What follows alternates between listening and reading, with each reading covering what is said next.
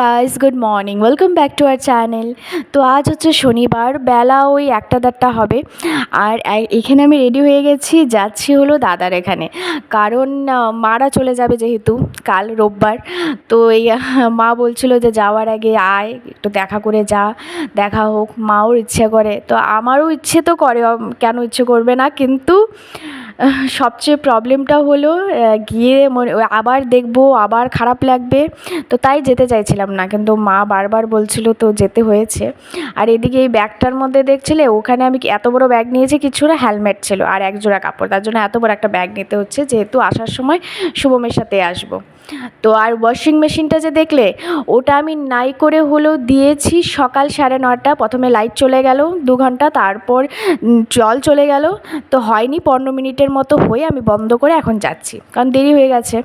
আর এখানে পুজো আমি দিয়ে নিয়েছি, আর তোমাদের দেখাচ্ছিলাম যে ফুল গাছের, আজকেও একটা ফুল পেয়েছি, তো ওটা ঠাকুরকে দিয়েছি। তো গাছের ফুল দিলে আমার একটা আলাদাই আনন্দ হয় সেদিন পুজো দিয়ে। তো ক্যাবও বুক করে নিয়েছি, ওই র্যাপিডো অটো, তো এসে পড়বে এখনই। তো আমিও বেরিয়ে পড়বো, ফোন করে নিয়েছে। তো ওই দেন এই যে এই কিরিংটা দেখছো, এইটা এনেছিল মা, আদিয়োগে গেছিলো যে, এবারও তো এসে আদিয়োগে গেছে, তো ওখান থেকে এনেছে। দুটো রিং এনেছে, একটা শুভমের স্কুটির জন্য, একটা এনেছে ঘরের জন্য। তো বেশ সুন্দর, স্কুটিটা আরও বেশি সুন্দর। তো ওই পৌঁছে গেছি আমি, পৌঁছে ওই একটু চাটা বানিয়ে দিলাম, মা খাবে বললো, মা রান্না করছিলো। তো আমিও আমি খাইনি সেদিন, আমি চা খাইনি আর, কারণ ওই দুপুরে চা খেলে না খুব অসুবিধা হয়, খেতে পারি না। আর এইখানে দেখো আরেকজন কি করছে, এটা নাকি ওর দোকান।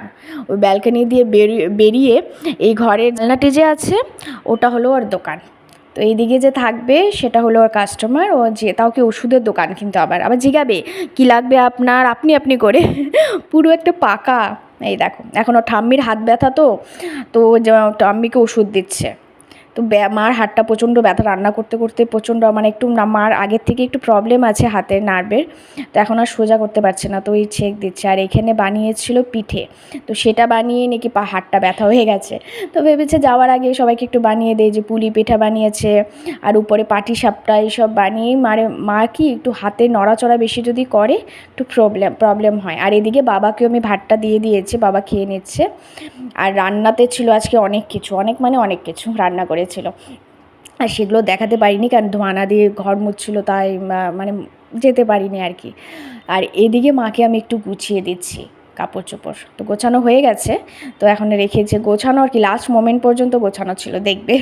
কারণ ওই একবার ওয়েট মাপছিলাম, এই করছিলাম। তো আমি ওই সন্ধ্যাবেলা উঠেই ঘুমিয়েছিলাম, এই দাও কম্বল এখনও ছড়ানো। তো ঘুম থেকে উঠেই মা বললো আমাকে একটু গুছিয়ে দে, তো যেহেতু মার হাতটা খুবই ব্যথা, তো এখন নড়াতেই পারছে না বেচারি। তো আর এদিকে চা খেয়ে নেবো একটু, আন্টিও চা বানিয়েছে, তো এই বিস্কিট আর চা খাবো। আর আমি না এই টাইমটা খুব এনজয় করি, আর এখন থেকে না, আগের থেকে সন্ধ্যার টাইমটা সবার সাথে বসে চা খাওয়ার আমার একটা আলাদাই খুশি হই আর কি আমি। কারণ যখন আমি বাড়িতেও ছিলাম বিয়ের আগে, চাকরি করতাম, তো যদি ওই সন্ধ্যার শিফটটা থাকতো, আমার প্রচণ্ড রাগ উঠতো। তো 8টা বেজে যেত, কারণ সবাই চা খেয়ে নিত আমাকে থুয়েই। তো আমার এই টাইমটা খুব প্রিয়, আমার সবার সাথে বসে একটু চা খাবো। তো ওই চাটা খেয়েও অনেকক্ষণ বসেছিলাম, তারপর মা বলল যে এটা মা একটু ওজন করে নিত। তো ওজন তো করেছি, একটু দেখলাম এটা খুব মানে অনেকটা বেশি হয়ে গেছে এটা। তো তাই আমি এইখানে আর কি কাপড়গুলো বের করে, আমি যে ব্যাগটা নিয়ে গেছিলাম বললাম ওটা নিয়ে যাও।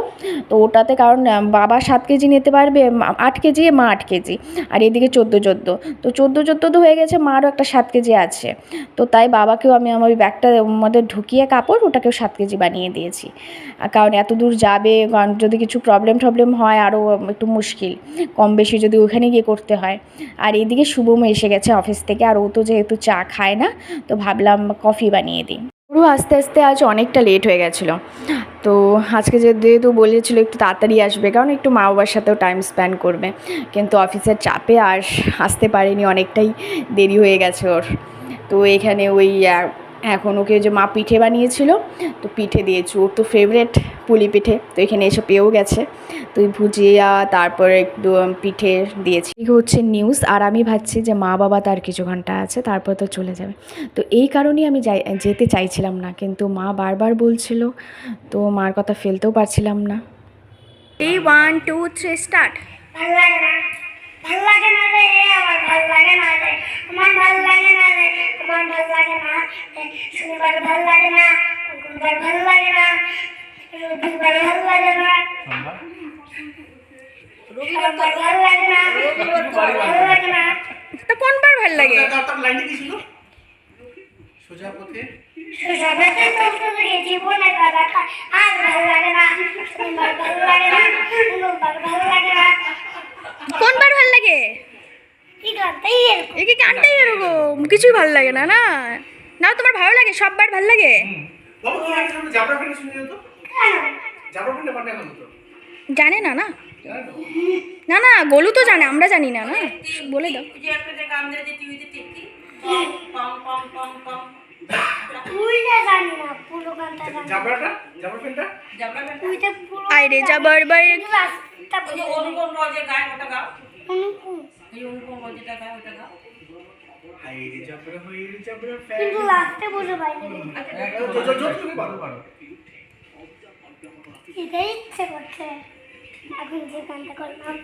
ও আস্তে আস্তে পড়বে পড়বো না, পড়বো না। তুমি কি না বাজে এখন 9:15।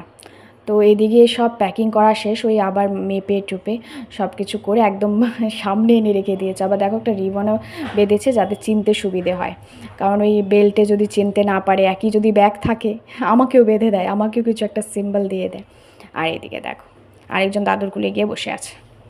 দাদু খুব ফেভারেট ওর দাদুর প্রতি কোনো নালিশ নেই, যত নালিশ ঠাম্মার প্রতি, কারণ ঠাম্মি ওকে বকে, কারণ দুষ্টুমি করে যখন ঠাম্মি ওকে বকে।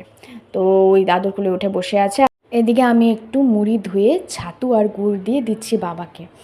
তো বাবা বলল ভাত খাবে না আজ রাতে, যেহেতু একটু পেটের একটু সমস্যা দেখা দিচ্ছে বাবার, আর জার্নি করবে, আর এখন যদি খায়ও আমাদেরই শরীর খারাপ হয়, কারণ বাবাদের ফ্লাইট ছিল সকাল ওই 8:08, আর দাদার এখান থেকে তো বেশ ভালো, এখান থেকে ব্যাঙ্গালোর মেন সিটির থেকে এয়ারপোর্টটা বেশ দূর, 1.5 ঘন্টা ম্যাক্সিমাম 1.25 ঘন্টা তো লেগেই যায়। তো দাদার ওখান থেকে 2 ঘন্টা লাগে, আর যেহেতু এয়ারপোর্টে 2 ঘন্টা আগেই যেতে হবে, তো একদমই হজম হবে না, ওই সকাল 4টের মধ্যে বেরিয়ে পড়তে হবে।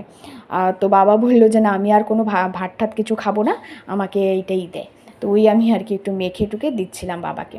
তো বাবা খেয়ে দিকে শুয়েও পড়েছে। প্রথমে দাদা, শুভম আর মা বসেছে, আমিও বসবো একটু সাইডে, শুভম উঠে গেলে আমি বসে যাব, কারণ যেহেতু মারও সকাল সকাল উঠতে হবে, খাওয়া হজম হবে না, গ্যাস হয়ে যাবে এত রাতে যদি বেশি করে খায়, তাও এদিকে বেজে গেছে 10টা হয়তো। আর এখানে আমি আমার জন্য বেড়ে নেব, শুভম খেয়ে উঠলে আমি বসে যাব। তো ওই এখন বাজে 10টা, 10:30 বেজে গেছে। তো আমি ওই রেডি হয়ে গেছি, তো বেরিয়ে পড়বো এখন।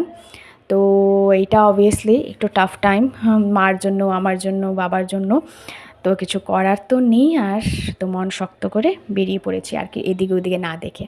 আর রাস্তায় এখানে দেখো, এখানে রোজই বিসর্জন হচ্ছে একটু একটু করে, সবখানে তো একবারে দেয় না, তো ওই হচ্ছিল, তো দেখছিলাম এত রাতে দেখো কত ধরনের বাজনা বাজিয়ে ঠাকুরকে বিসর্জন দিচ্ছে।